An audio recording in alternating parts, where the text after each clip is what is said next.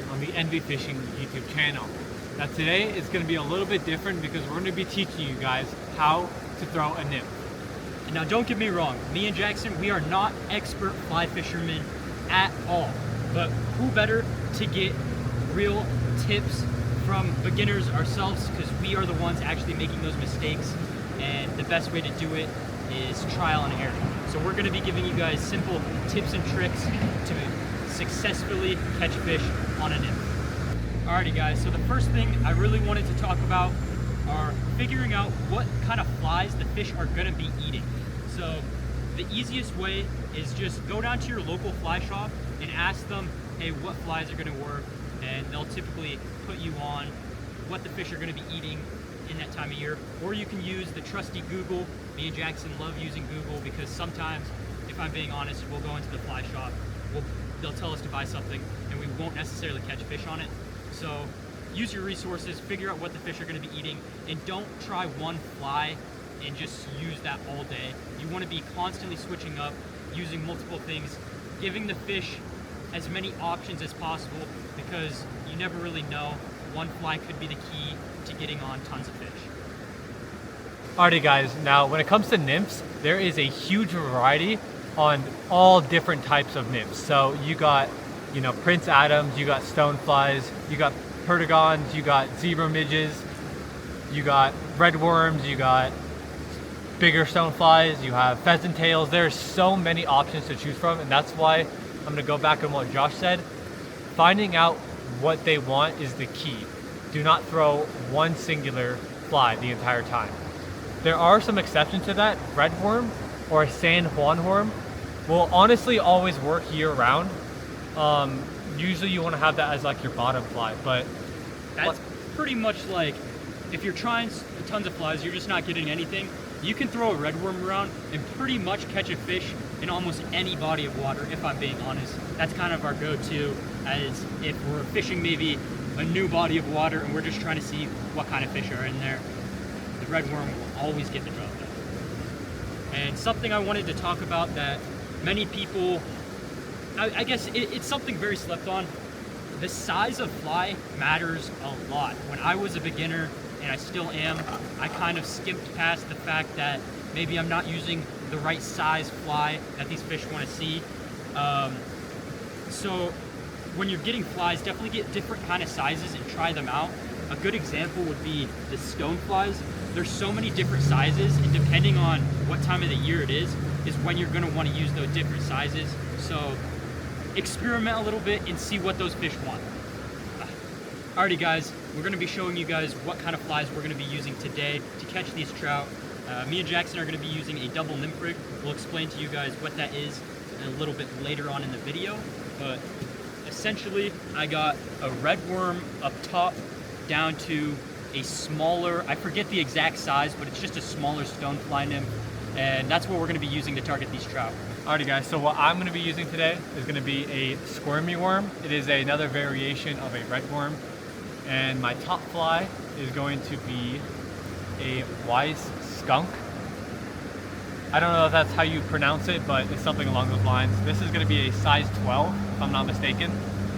And I don't know if Josh explained this or not, but we are going to be throwing a weight today because of how fast this water is. Something to keep in mind, when you add a weight to a nymph rig, you're also messing with the presentation, and presentation, as you guys know, is key when it comes to fly fishing. So if you're noticing that you throw on a weight and you're not getting anything, maybe try weightless. But today we're going to be fishing super deep pockets, so it's going to be smart to use a weight, and it really does affect where you put it. Typically I like putting it above my top fly so it doesn't really mess with the presentation too much, but kind of experiment around with that and figure out what works best for you. Alright, now we're going to move on to one of the last steps, and that is your indicator. Now, you can really throw whatever color you want, it's just whatever you have a preference for. I always get like a variety pack that has orange, pink, and white. Those are like your main colors. But for like today, for example, the water is going to be really white because it's moving a lot faster than it normally does. We've got a lot of white water. So I might want to throw on a pink or an orange just to have better visibility of that indicator. Now, one thing to take into consideration is the size of indicator. You got to know what kind of water are you going to be fishing. Are you going to a river that's going to have white water flowing super fast? If that's the case, you're going to want to use a bit bigger of a strike indicator so it's not getting sucked up under the current and you're not able to see it as well. But if you're going to be fishing super slow water, use a smaller indicator so it doesn't stand out so much. I don't know. Just know what kind of water you're fishing, because if you're fishing fast water, you're going to want to use a bigger indicator. It's not too big of a deal, but it's something to keep in mind. Artie, one of the biggest things that you got to know about indicators is where to put them on your line. Now, for today, the water is a lot faster than it usually is, and it's a lot deeper. So we're going to be playing a guessing game of each different pocket of water to see what depth is at. So don't be afraid to either heighten it or drop it down a bit. You want to experiment in that water column, because if you have it too low and you're sitting really high in the water column, there's chances that you're not going to be catching fish. And if it's too far deep, you're just going to be bouncing off bottom and getting snagged. So you got to find that perfect depth to sit at. We're fishing a river that has a lot of pockets, so you're probably going to constantly see us changing our strike indicator length around all day. It's definitely something to keep in mind. And if you notice that you're getting hung up on bottom, change that strike indicator and just try different things until it works. And one more thing I would like to add is, if you're fishing a new spot or if you're new to fly fishing, don't get discouraged if you're not catching fish. Because one thing me and Jackson really had to work on when we first started out is we wouldn't be catching fish right away, and we would get really discouraged, but we wouldn't take into consideration how we're presenting the fly. We wouldn't read the river right and put the fly where it needs to be. So don't get discouraged, and it's all trial and error, and you're gonna pick it up eventually, so just stick with it. Yeah, absolutely. So I'm with Josh on that. You have to stay persistent no matter what. There will probably be a time in the video where I'm sitting either behind a pocket or on a stretch, and I've casted over 30 times, and on that 31st cast, I'll catch something. I'll put money on it. It always happens. So just keep casting, keep experimenting in the same spot. It's okay to leave a spot as well. Don't feel like, oh, there could have been a fish there and you didn't want it. There's times where fish aren't sitting where you think they are. So just don't get discouraged about that. And I cannot tell you guys how many times me and Jackson have gone out fly fishing or even conventional fishing and gotten skunked, and we're in a spot that looks absolutely amazing. You know, there's just so many different factors into it. Don't get discouraged and just keep trying. Alrighty, enough talking. We're gonna show you guys how to catch trout on a nymph. Alrighty guys, well, this is gonna be the first pocket that I'm gonna be trying to fish today. This water is running extremely fast, so pretty much all we're gonna be doing is looking for these pockets that are behind these rocks and get super duper deep, and that's where most of these fish are gonna be hanging out. Now, I don't know how deep I need my leader, so we're gonna be trying different things out, but right now I've got a pretty deep length from the strike indicator down to the fly, so we're gonna try a couple casts and try to get it right behind those rocks and see if there's a fish sitting there that's willing to eat.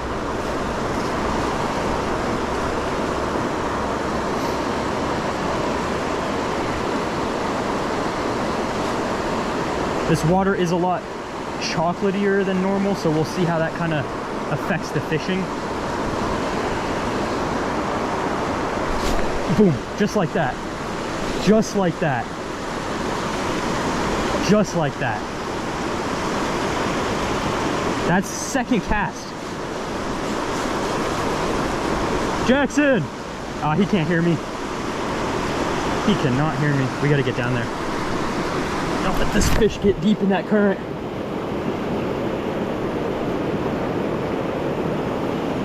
Gotta land this fish. He hit the stonefly nymph. Right behind that rock. Beautiful rainbow. Into the net just like that. That was picture perfect, guys. Beautiful little rainbow. Make sure to wet your hands so you can protect that slime coat. Beautiful juvenile rainbow trout. We'll get them off the hook.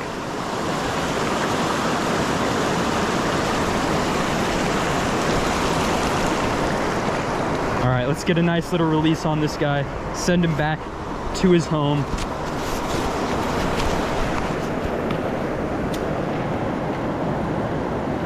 And just like that, he is off.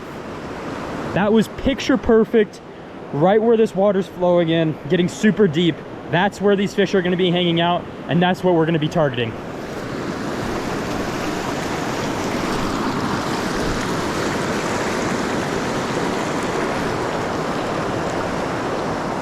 So I'm gonna do a few more casts right behind this rock and see if we can't get anything else to hopefully take it. I'm gonna try to get this right behind that rock, just like that. Just like that.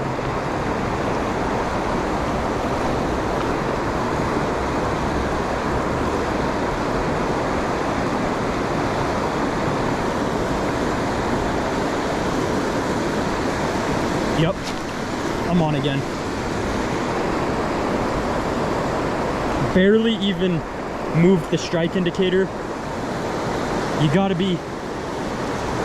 really look at that strike indicator and make sure even the slightest little bump to set the hook, because you never know. Another beautiful rainbow. Boom! Another juvenile. Hit the stonefly nymph, side of the mouth. Get him unhooked for y'all. Now this guy hit a bit closer. I'm guessing that they're gonna be sitting in the side of this current just feeding. So that's kind of what we're gonna be looking for. Let's get a nice little release on this guy. Send him right back to his home. Yeah, all right. So judging by the way my fly is just consistently coming up in the water column, it means it needs weight. So I'm gonna go ahead and add a weight between my indicator and my first fly, and that should help it drop in the water a little bit. Got that all figured out. But yet again, we're just gonna sit it in this kind of pocket here.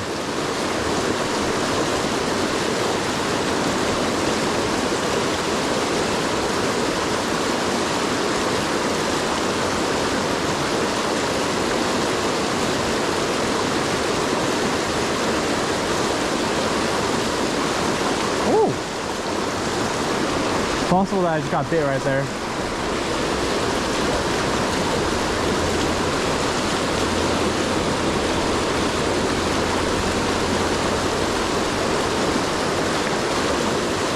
We're gonna try to get that exact same cast. Yep, I'm on. Woo! No, I popped off. God dang it. Alrighty, so just like that, adding a single weight made the difference to where I caught that fish. So this is what I mean. When it comes to fly fishing, especially nymphing, don't be afraid to change it up. Don't be afraid to experiment. See what's gonna work for you, you know?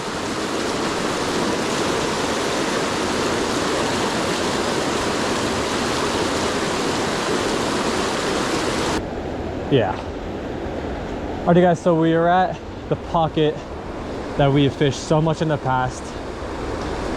Now, first things first, before I even get a fly wet, we are moving this indicator like a solid 5 feet. This spot is deep as all hell. This might not even be deep enough. But with that, what we're gonna do is first examine the water. So that's not really that's not a fast current, you know, that's like a medium pace current. There's a fast current over there. So definitely between these two currents, there's some slow water. That looks pretty good. And then right here looks really good as well. So what we're gonna do is we're just gonna get a little bit of a roll cast into that current.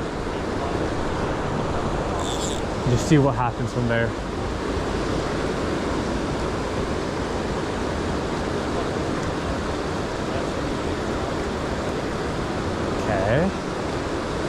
I might be too deep, actually. I think I was just hitting bottom there.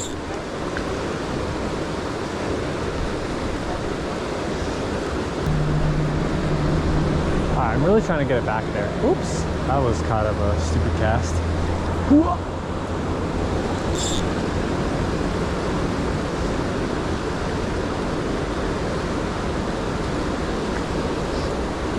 Come on. That's a nice one.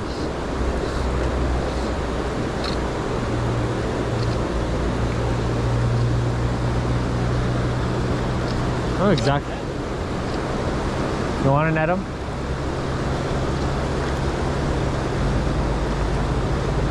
Oh, that's a pretty one.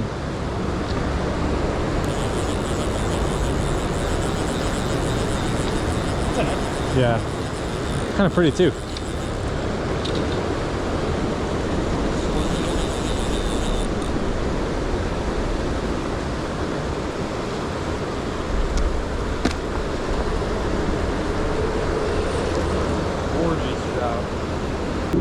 Just like that, got him on that nymph right there, right on the side of the mouth. Pop out just like that. That is an absolutely stunning rainbow trout. Look.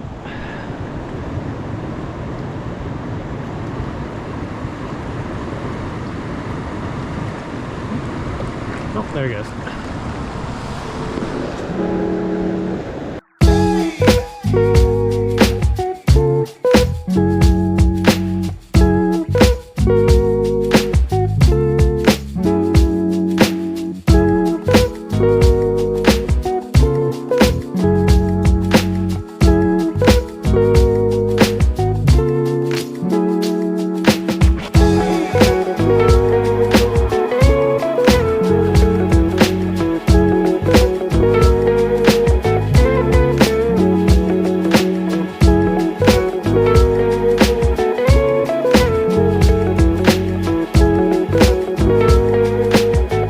Alrighty guys, well, this is the next little spot here, and if you guys can see, the current is flowing very fast close to the edge of the water, very fast in the middle, kind of creating like a little seam of slower water, and that is where we're going to be putting our fly.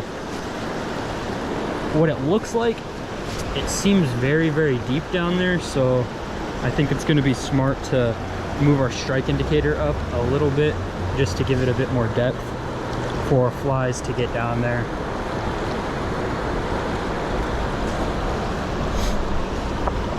We will try a few casts. I'm going to cast up the current and let it flow into that deep, nice pocket.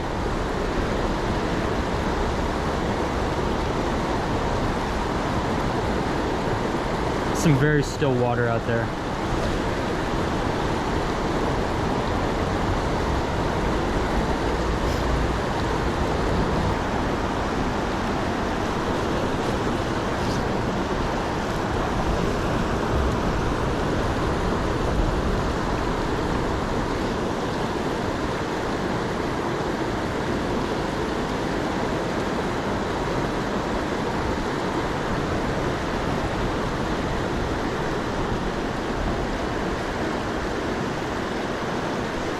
There we go. There we go.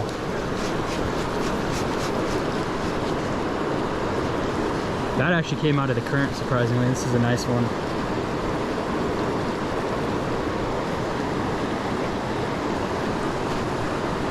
Very nice fish.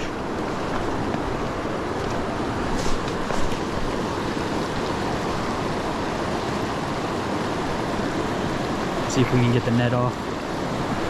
Come on, buddy.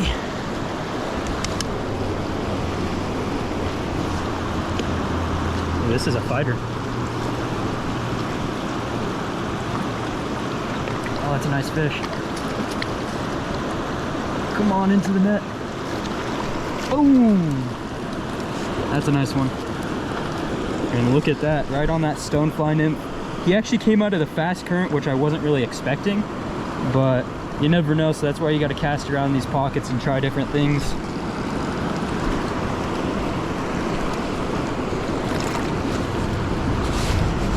Alrighty, there we go. That is a nice, healthy rainbow trout. Female. We're gonna get her on her way right back to that hole. Put up a really nice fight. See if we can't get another one. Alrighty guys, that is the end of today's video. If you guys enjoyed this kind of video, make sure to like and subscribe, and maybe leave a comment down below what you guys would like to see next. And to clarify again, we are not expert fly fishermen. We're probably at like an intermediate level, but if you guys see anything that we did wrong, please drop a comment. We would love to know.